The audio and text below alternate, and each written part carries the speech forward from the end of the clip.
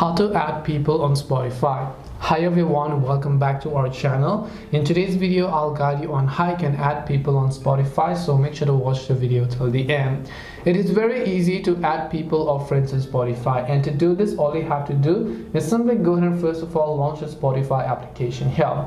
Once you launch the Spotify app, just tap the gear icon from the top right and then just go to your profile page like this. Once you're on your own profile page, you have to make sure to simply tap the three dots option here and you'll find the find friends option. Tap on it. Right over here, make sure to simply connect your Facebook account to Spotify, and once you connect your Facebook account to Spotify, all of the friends are also going to get automatically synced if they use their Spotify with their Facebook account.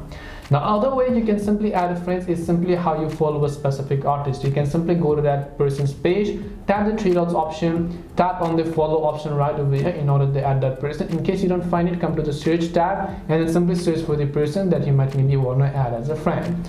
This way you can add people on Spotify. Hope this video was very helpful. If you have got any questions, then feel free to leave them down. Thank you for watching till the end of this tutorial, and see you soon in our next video.